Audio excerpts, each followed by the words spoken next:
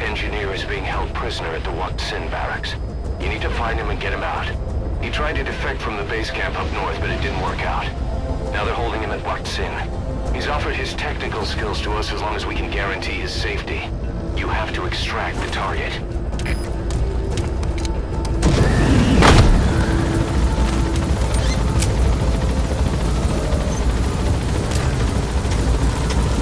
Boss, your target just happens to be the man who developed your prosthetic hand.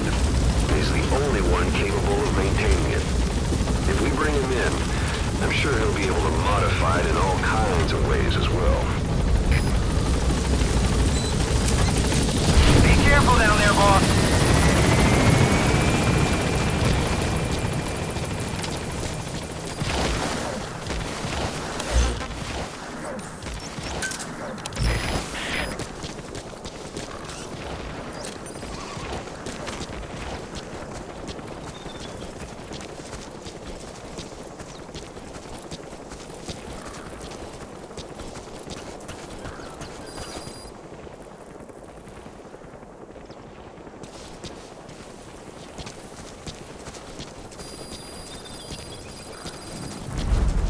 That's the Waksin barracks.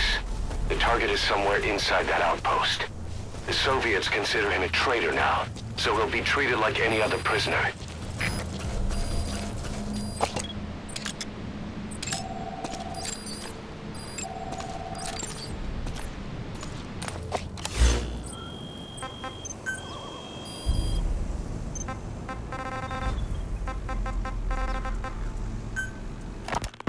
About this OKB-0 Emmerich was talking about. Its location and features match the citadel in the mountains northeast of the Soviet base camp. Built during the time of Alexander the Great, it was left in ruins following one of Genghis Khan's campaigns. Its occupants changed time and again due to war, and it was expanded on more than one occasion. Ultimately, it fell into the hands of the Soviet philosophers. The Soviet army was using it as the headquarters of its Afghan invasion force. But it would seem that Skullface's connections with the philosophers gave him license to develop Sahelanthropus there. And that's what Emmerich was doing at the place, before he got the axe. But OKB is a designation the Soviets use for weapon design bureaus. There's no way they'd have one of those in Afghanistan. And, in principle, the numbers that follow OKB are always integers above 1. There is no 0. Perhaps this was a secret facility of the Soviet and Chinese philosophers dating back prior to World War II. Though it's more likely Skullface just picked a fake name that more or less fit the Soviets' pattern. He doesn't go there often, but he sure as hell won't miss this. They use the heliport on top of the tower for his visits. Start by heading for the heliport. Then wait for your chance to make contact with Skullface. It seems Sahelanthropus' armor is made from depleted uranium. That offers some serious protection. The U.S. military is planning on using it for its main battle tanks, too. Maybe that's where Emmerich got the technology. Uranium? They're using nuclear fuel for armor now? No. What they use for nuclear fuel is uranium-235, which is extracted from natural uranium. Depleted uranium is a byproduct of that process. Sort of like the leftovers, I guess. The garbage. Uranium-235 makes up 0.72% of natural uranium, whereas depleted uranium contains only 0.2%. What are the benefits of using it for armor? It's a pretty short list. Uranium's a heavy metal, like lead, meaning it can hold a greater amount of kinetic energy. But it also boasts a hardness closer to tungsten. That makes it an ideal material to use for, say, armor-piercing ammunition penetrators. But it's not the best choice for armor. Its volume is less than that of ceramics, but for an equal weight, you could end up with less protection. So why use it then? According to Emmerich, it came down to him being unable to source ceramics technology from a manufacturer. Plus, given that it's an upright walking vehicle, he wanted to reduce the bulk of certain areas. Despite all that, depleted uranium still makes for some tough armor, and Emmerich says it's been proven in live fire tests. It stops most Soviet tank shells.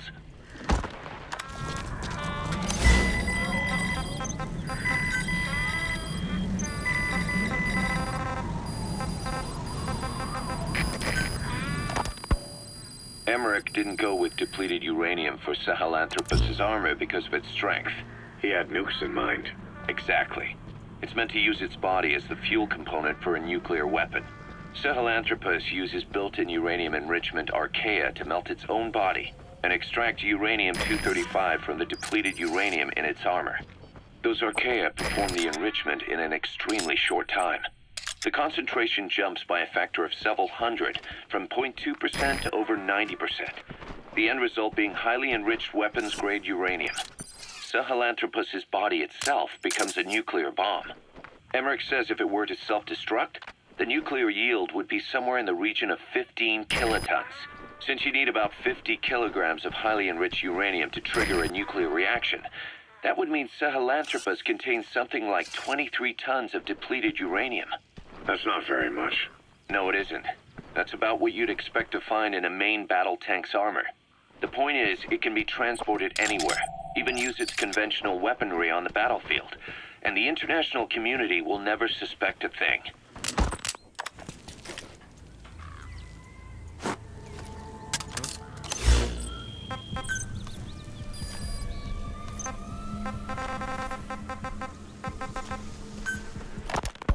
I just received word from the R&D team and the transport team out of Afghanistan.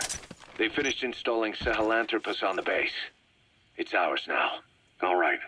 Don't let any of the staff touch that thing. Especially Emmerich. Of course. That guy's crush on Sahelanthropus is beyond a joke.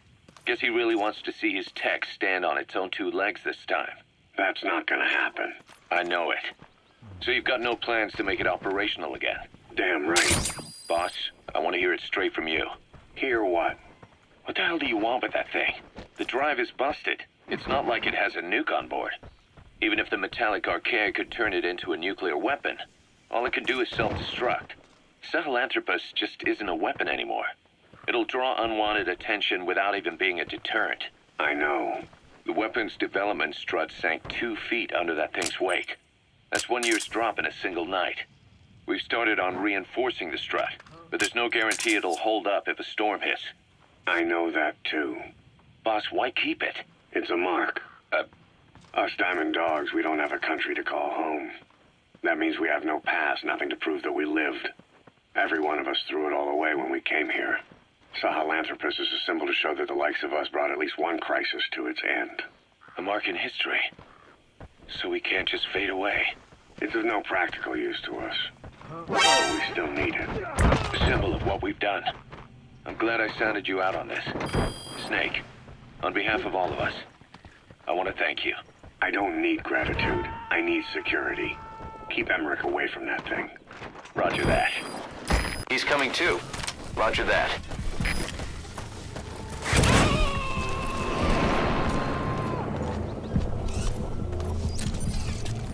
Subject on board. Leave the rest to us.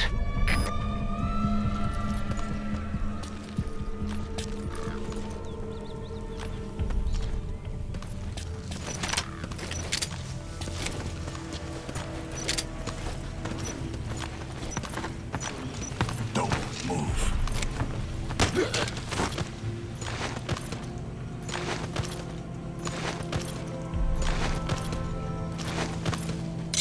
Talk. Great. I've updated the info on your iDroid. Take a look. I hope he's all right.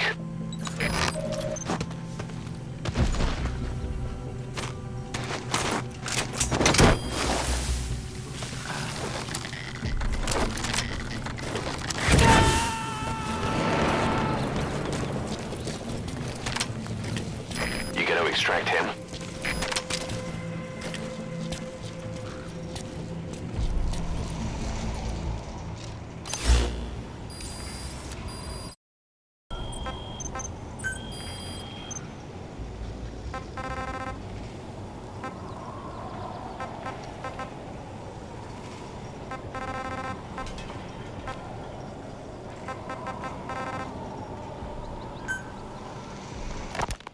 The White Mamba. Nyoka Yam Pembe. He's the commander Boss, of the kids base. you've entered a building. Always keep an escape route in mind when you head indoors. If you get surrounded, you'll have nowhere to run. He's hired CRS to bring kids there from around Africa for training. But at some point, the adults with the PF started dropping like flies. This was right after we arrived in Africa. We don't know the cause. The kids ended up on their own. Must have been like fish out of water. Nothing to eat, no way to get back home. All the adults taught them was how to use a gun. Sure, they could shoot targets, but hunt for food? Not likely. They wouldn't have lasted long. Then the white mamba showed up. He was faster and stronger than them, a better soldier, and he knew how to lead. I guess somebody wished upon a star, because their savior turned up like stardust straight out of the blue. If we're going to expand Mother Base, we need... That's the target. Ну почему?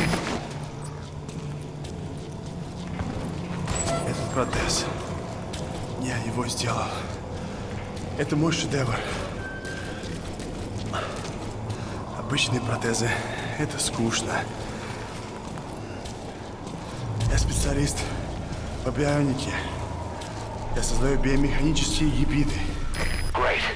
If there's nothing in the way overhead, you should be able to Fulton him. Что это не протез, а бионическая рука. За свою жизнь я создал 1000 таких.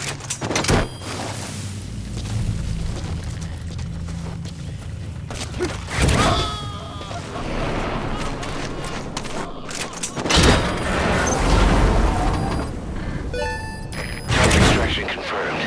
Your objective's complete. Exfiltrate out of the hot zone by chopper or on land.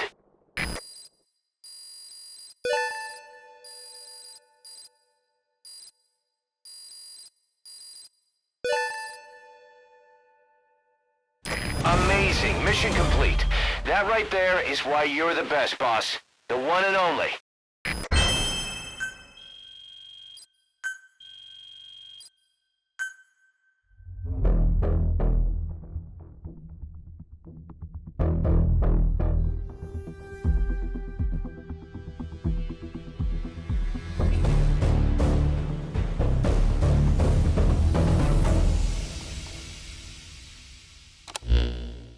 The engineer we rescued has been extremely cooperative. The guys on the R&D team are glad to have him aboard. Thing is, his specialty isn't mechanics, but something called bionics, engineering based on biology. He's already submitted a proposal for modifying your prosthetic arm. If you're interested, go ahead and give the development order.